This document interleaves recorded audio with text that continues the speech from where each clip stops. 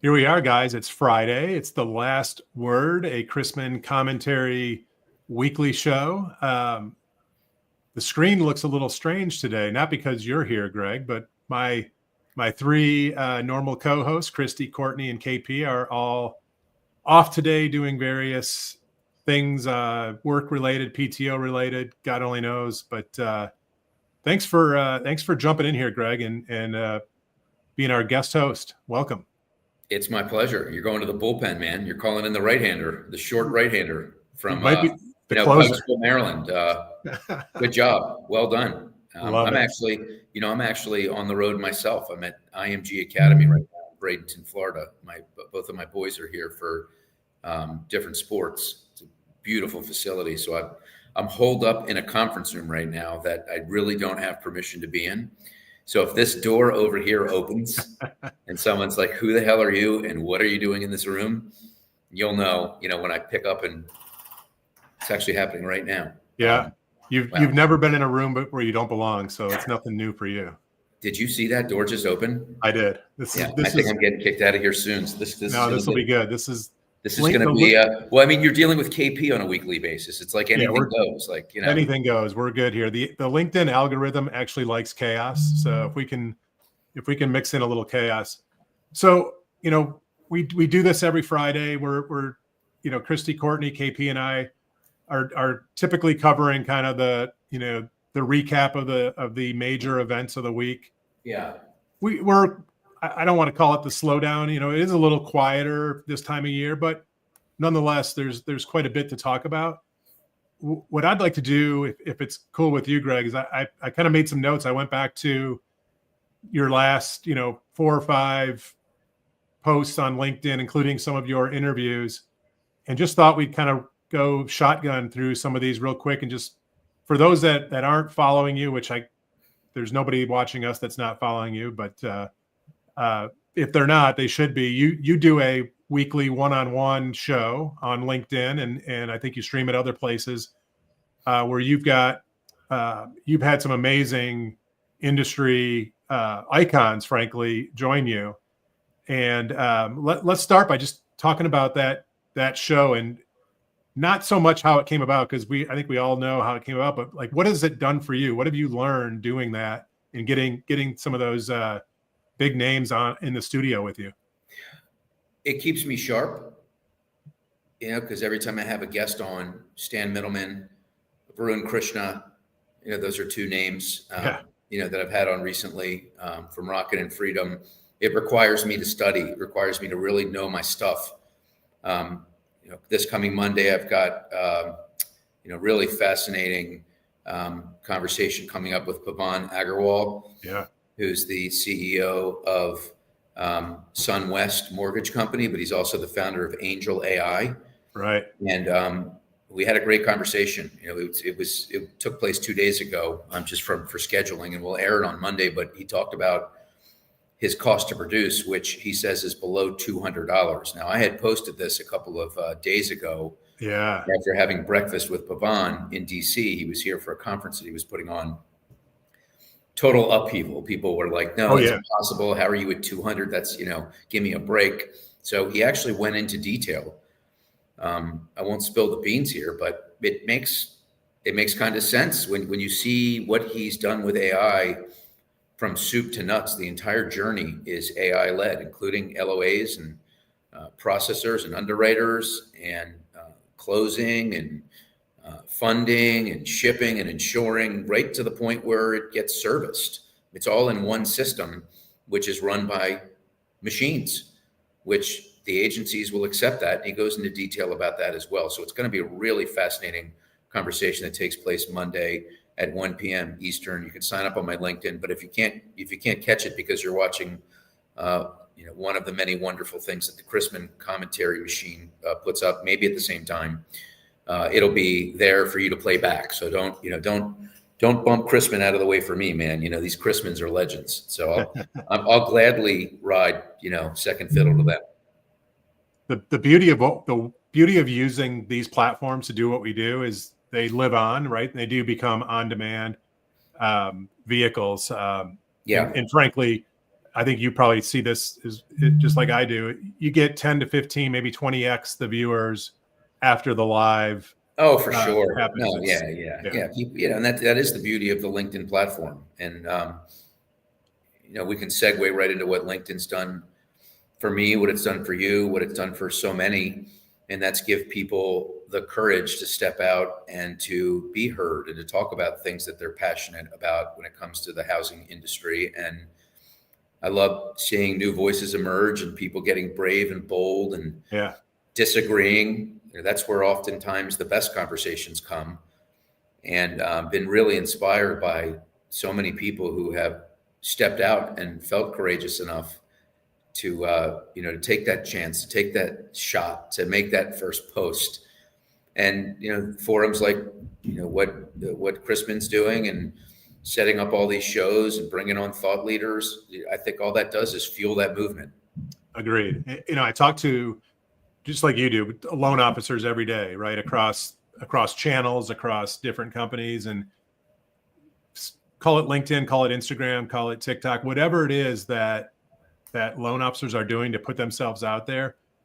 The one common thread that I keep hearing of people that have actually kind of gotten into a rhythm of doing it, they go back and they say, it's actually made me it's made me better in real life when I face off with consumers. So all these opportunities that we get are reps that we're taking that just continue to sharpen the sword and make us better communicators. Sure. Well, I'm of the opinion as we look at the landscape and how the business is changing, and we've got fewer loan officers and we've got more technology, I'm of the opinion that we're going to have less people doing more. And when you think about that, the people that are going to most likely lead that change, if I'm right, are the people that really dig in and become financial educators, and really become experts in their field. And part of being an expert in your field these days is having a social media presence. It's being accounted for. It's talking about the industry and challenges that you even face. So I'm loving that there are many originators who are starting to migrate over to the LinkedIn platform, which is something we would have never seen a couple of years ago.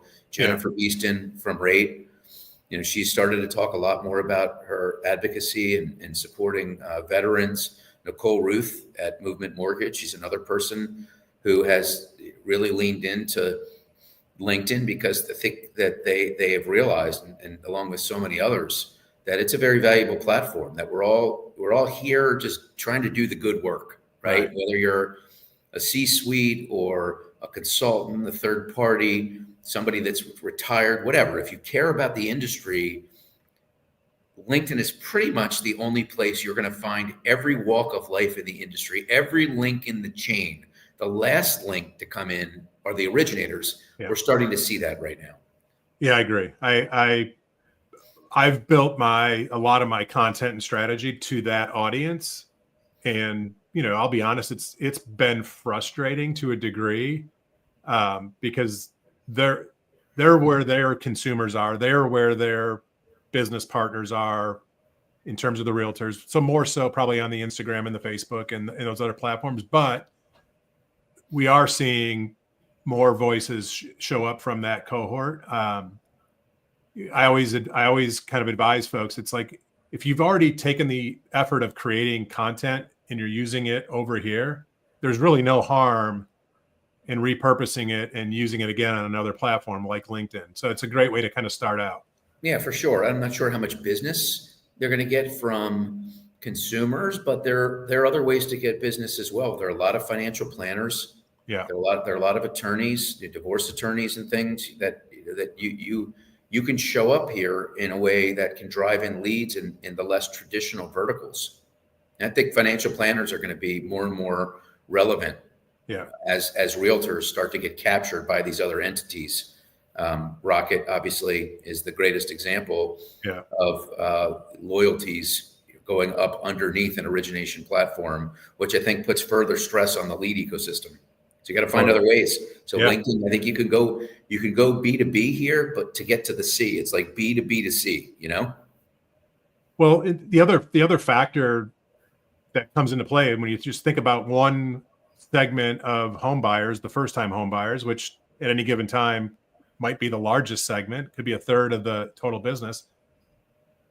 Every stat that comes out, like seemingly the average age of a first-time home buyer is getting older and older. We're at 38. We're probably going to creep into the 40s here before too long. And so if you think about that as the average age, they're still, on average, they're probably thinking about what it would be like to own a home at something less than 38, maybe when they're 32, 33, 34. So, if your strategy as a loan officer is literally to do what you've always done, which I'm not saying stop working with realtors, but if that's all you're doing, you're literally you're missing an opportunity to get involved with somebody's planning and preparing at a stage when you can build trust and earn the right for the business when it is time to transact. Well, just think about how absurd it is that 10 years ago, the average age of the first-time home buyer was 31. Yeah. And it's 38 right now. That is a crisis, is what that is. And what that tells you is that the wealth gap just continues to widen. And just the thought that you introduced now, that number could go up. Yeah. What can we do to bring this into focus? To me, I posted about this subject on LinkedIn a couple of days ago. I got a lot of pushback on it from a lot of rich people, quite frankly, that what we need, like it or not, is for the cycle to play itself out fully. And what does that entail? Well, that entails a price correction, a pretty major price correction, because prices have gone up, so much, 50%, 80%, 100%, 300% in some places. And that's just made the possibility of being a homeowner even more out of reach. Yeah. And so people introduce these other ideas, and the simplest idea is to let the market correct itself, let these rich people be a little less rich, have the house values go down another 20% or so. And what that will do is it will, obviously there'll be foreclosures and things like that. I'm not hoping for this, but this is the evolution that we've been through multiple times. I mean, it's been way too frothy at the top. There's been way too much price appreciation. So we can pretend like that's not the case and the rich can keep getting richer, or we can look at a scenario where there is a massive correction and affordability becomes more of a possibility. I don't know what else, Brian, is going to diminish that gap. Do you have any ideas how we get that 38 number down to 35 when home values continue to go up? Well, no, you're not seeing the same wage growth in terms of property value. That's one thing. There still is the lock-in effect, right, of folks that otherwise may have sold their home that could be, a purchase for a first-time home buyer. So there's still some of that pressure. Your post this week also talked about the continued impact of foreign money coming into the U.S. housing market at scale, right? Yeah, in the last 15 years, 1.2 trillion. A million homes in the last 15 years, according to NAR's estimates. It's not an exact number, and the people that push back, I just don't understand. I mean, how American are you? I've got people saying to me, well, it's only 2% of the total, how much is this really moving the needle? I don't give a darn. It's like if one house is purchased by a foreign entity, that's an opportunity that was taken from somebody here domestically. Right. I mean, I posted today, China won't allow you to buy a home there unless you've lived there for 12 months. And then in which case you can only buy one home if you're a foreigner. Right. And you can't rent it out, and it's a leasehold. It's not even a freehold. You don't even own it.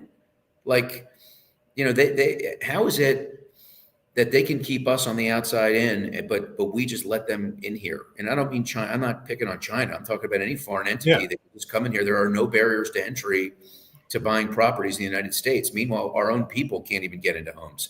I mean, how twisted is that? Are we focused on the right things? We're talking about tariffs and free trade.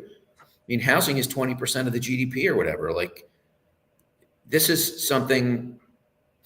I talked a lot for a long time about VantageScore, tried to elevate the awareness. I think all of us, did a great job with that. And I think that's now it's on the right track. The train is rolling down the tracks. It's going to happen.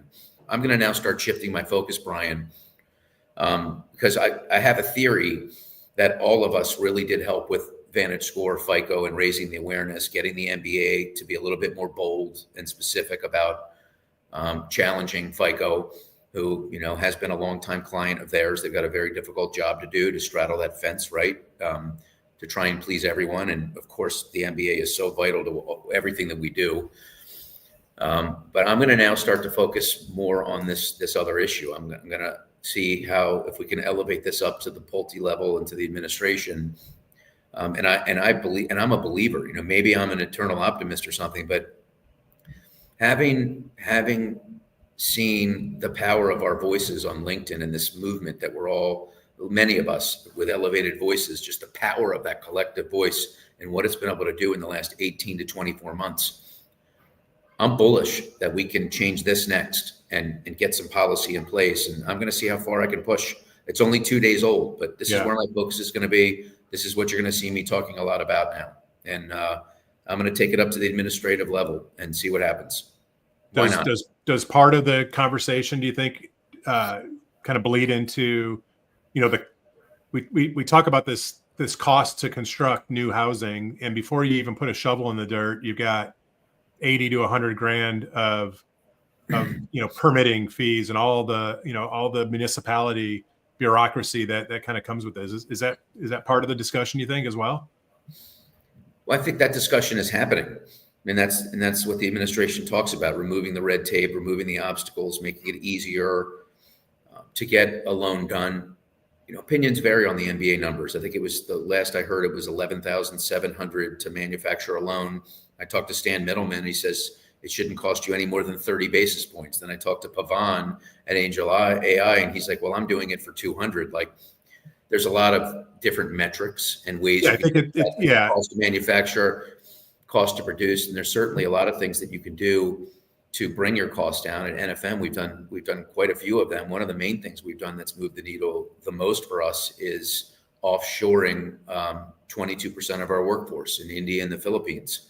You know, we've got India doing a lot of underwriting, cookie cutter stuff on the conventional side at a third of the price. We saved $3 million last year by doing that, which, you know, that helps the bottom line. It helps us, you know, continue to fight the fight. And then in the Philippines, we're doing a lot of LOA work there, and it's very efficient.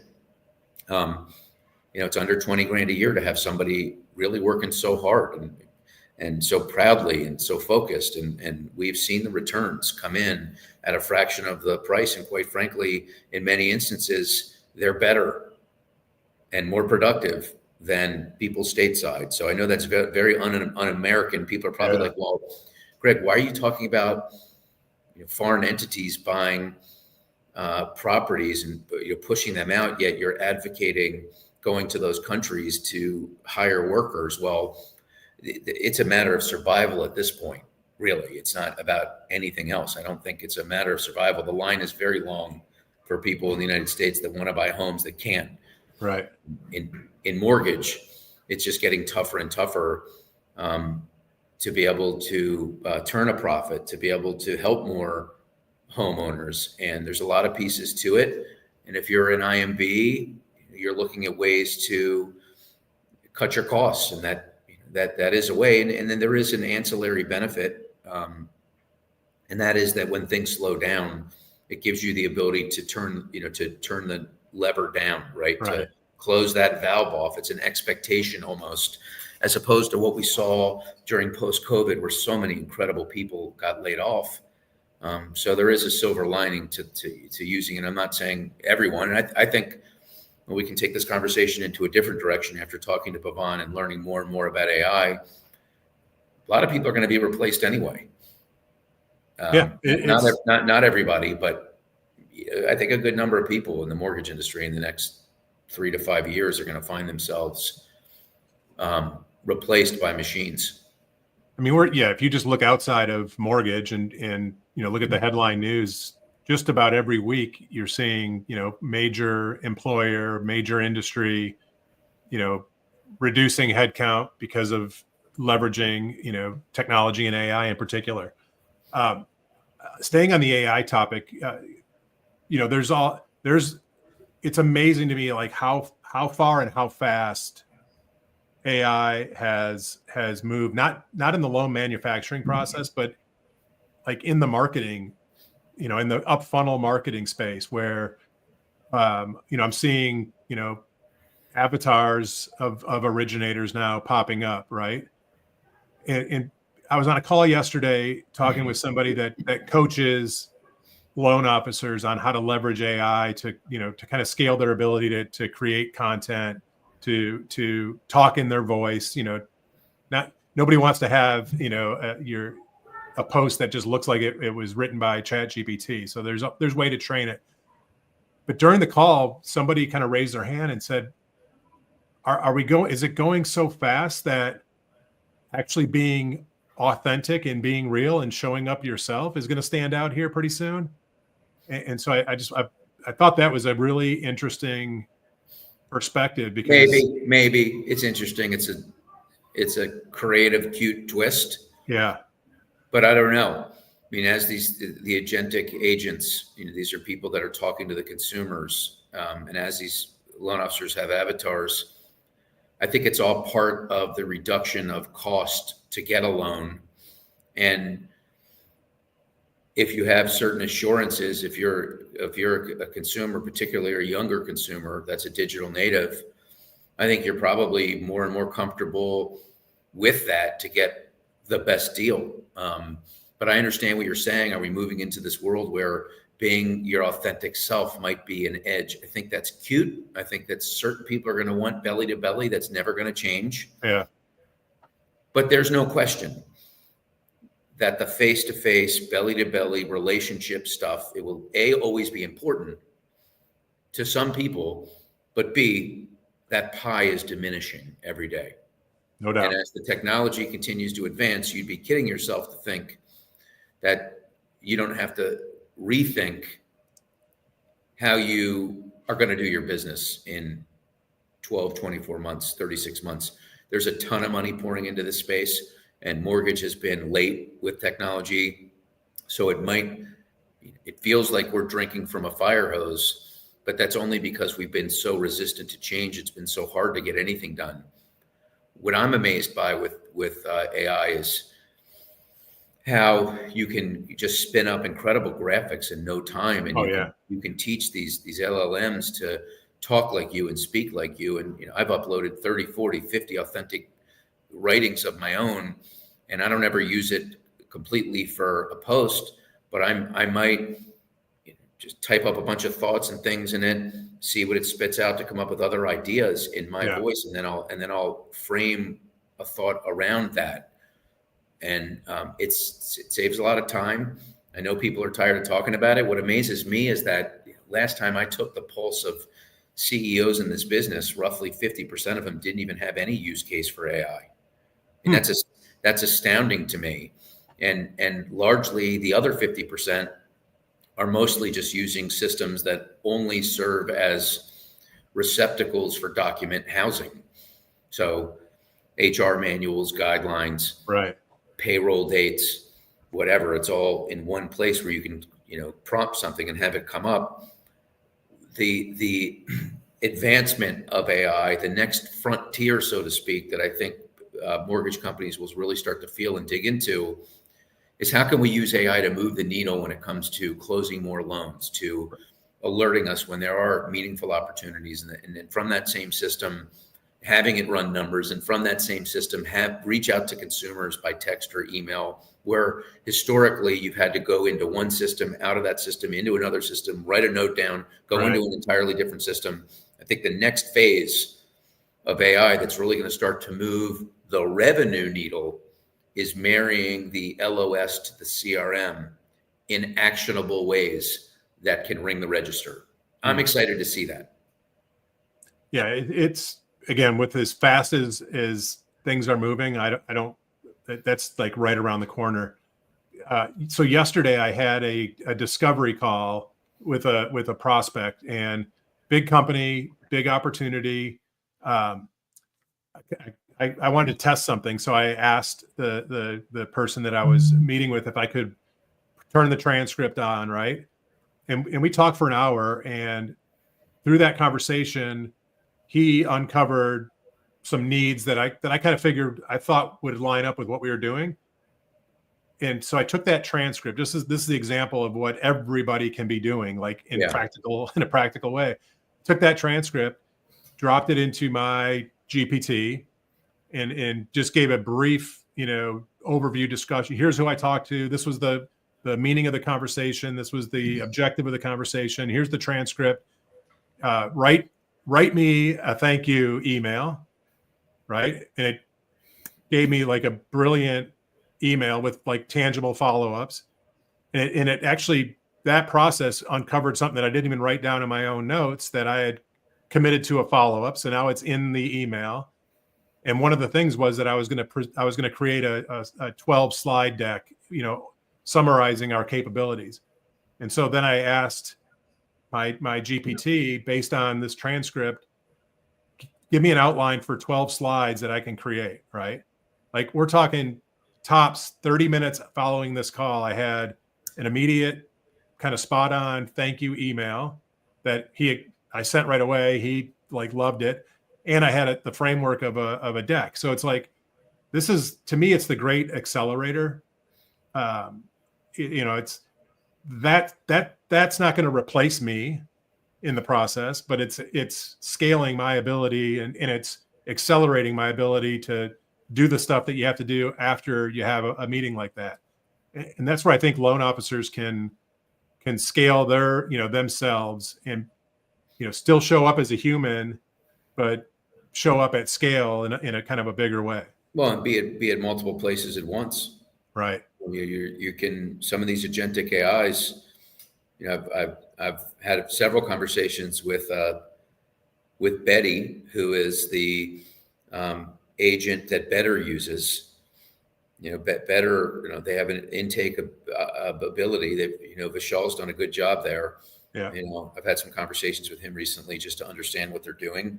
And it's quite fascinating when you have a conversation with their agent, their AI agent, pretty much answer every kind of question that you have. So if you have 3 consumers coming in at once, Betsy can be talking to, I think it's Betsy or Betty. It's one or the other. Can be having this conversation simultaneously with multiple consumers.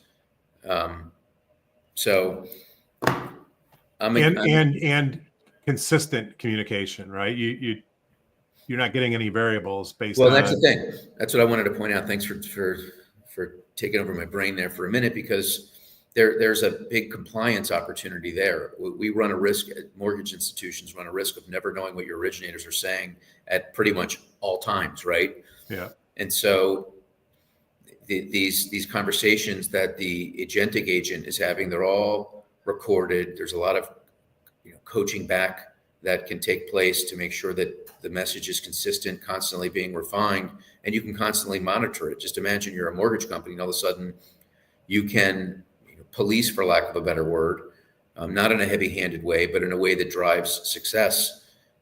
The words that are said, the promises that are made, the way the value proposition is couched, to be able to coach back to the originators to make them even better.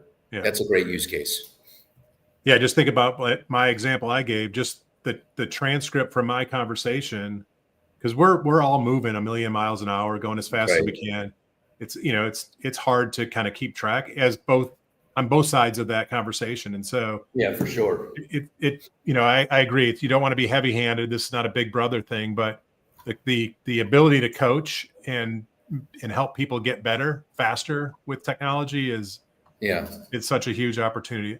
I have it stuck in my mind. I'm trying to remember if it's Betty or Betsy now. I know you're about to wrap me up here, but I want to call this number to you're not going to be able to hear it, but I want to just I don't want to get it wrong. So let's tell me you can hear this. Yep, I hear the ring. Hi there. Great. Just to clarify, are you looking to buy a home, refinance your mortgage, or get cash from your home? What is your name? My name is Betsy. I'm here to help you with anything related to buying a home, refinancing, or getting cash from your home. All right, that's Betsy. So that's Better's AI agent. And we could do a follow-up call sometime, and we can actually go through challenging Betsy. I think it would be a good exercise, actually, to go in there and do it every month to see how much it's advancing. I'm told by the people at Total Expert, Joe Wheelu and company, Dan Cantanella, a couple of my favorite people in the business. Oh yeah. That it's moving at lightning speed, that it's 10 to 30xing efficiency every 30 days. Think about that. So this has been an incredible conversation. Have we not covered any ground you wanted to cover, my friend? We covered it all. The only thing we didn't do is get a walking tour of the IMG facility, but that'll be for another show. I appreciate the opportunity, man. This is hallowed ground. Anything having to do with the Chrisman name is hallowed ground. And I appreciate what, Rob Sr. has done. And of course, what Robbie's doing now to get the baton and carry it on and bring on some great people. Loving all the content that Chrisman's putting out there, and look forward to continuing to follow that journey. Greg, I appreciate you joining us on The Last Word, and enjoy the rest of your trip with the boys. And thank you. We'll all see you Monday on your one-on-one. I appreciate it, man. Love you, Brian. Take care, buddy. You guys. Have a great weekend.